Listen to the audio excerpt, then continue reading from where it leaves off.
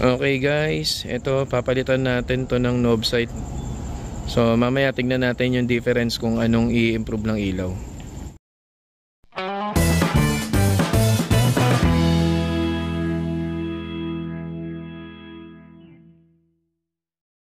Ayan, buksan na natin tong knob sight na N50. So itong knob sight na to guys is nasa around 1,200 to 1,800. Depende kasi sa model na kukunin nyo or doon sa type no, ng bulb na kukunin nyo. So this one is H4. So ikakabit ko ngayon dito to sa Gen 1 na Avanza. Itong knob sight na to, it has 70 watts no. Pair na yun guys Pero per bulb 35 watts lang siya. Then yung lumens niya is around 15,000 lumens pair. Pero kung yun nga, kung per bulb nasa 7,500. Color temperature is 6,500. Then yung working hour nito or yung life netong bulb is around 100,000 hours. So maganda to guys kasi wala na rin yung decoder. Kabit ko lang muna tong sa right side. And then turo ko sa inyo kung paano ikabit yung sa left side.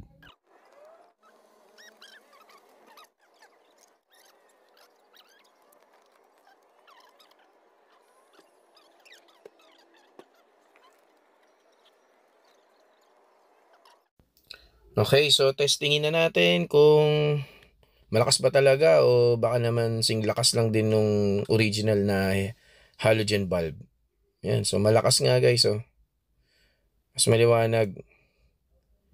Yan, so kitang-kita naman yung difference, no?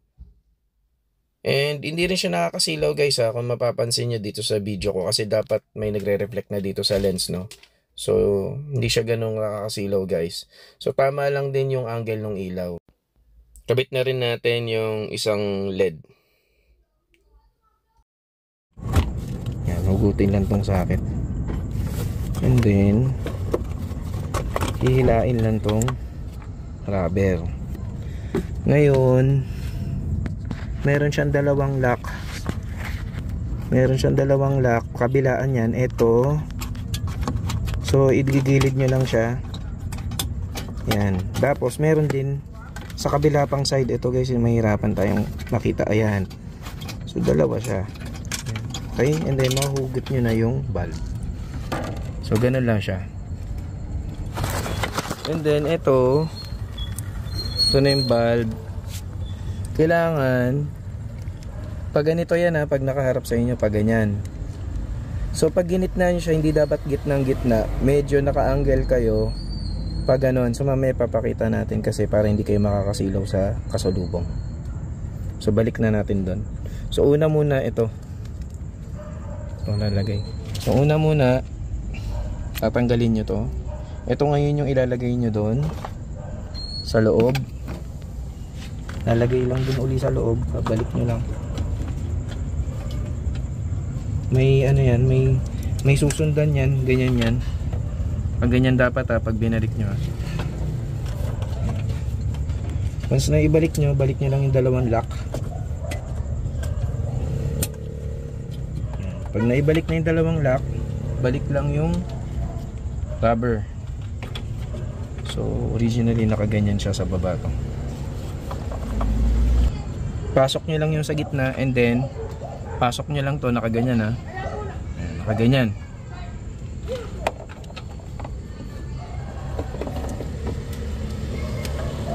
Okay, so pag nakaganyan na siya guys, ang gagawin nyo ngayon, di ba nakaano kayo sa ilaw, so dapat igitna nyo muna siya. Ayan, nakikita nyo nakagitna. Ayan. Then ititilt nyo siya pag ganyan, para dapat nakatumbang ganyan ng kalahati nung dalawang guhit. Nakita nyo nasa gitna, para hindi masilaw yung kasalubong nyo Huwag nyong igigitna kasi makakasilaw kayo nyan. So yan ang angle. And then ikabit na natin ulit tong dalawa. Yan, kakabit lang natin.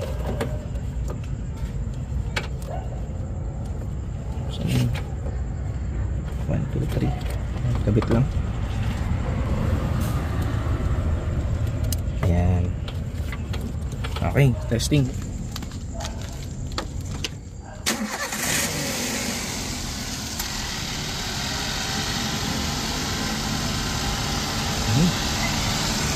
Mas lumakas ba? Yan, lakas na. So testingin natin ngayon. So guys, testingin na natin, no. So kung mapapansin nyo, mas malayo na yung natatanaw, no, versus sa halogen valve. Mas okay na yung sa knob sight. Mas maliwanag din siya, guys. And then again nga, mas malayo yung bato ng konti yung ilaw. Para nga pala dun sa mga gustong kumuha nito, ilalagay ko na lang sa description box yung link kung saan ko na order.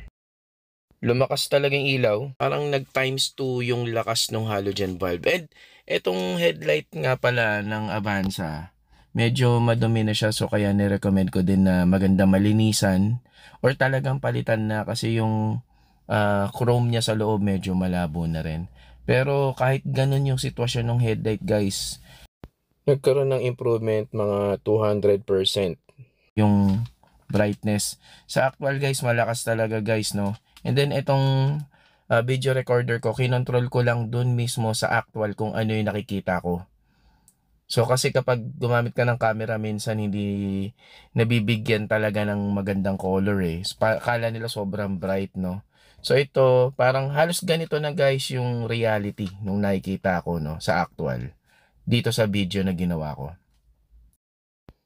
So guys, if you like my videos, please don't forget to like, subscribe, and hit the notifications bell para lagi kang updated kung may bago akong videos.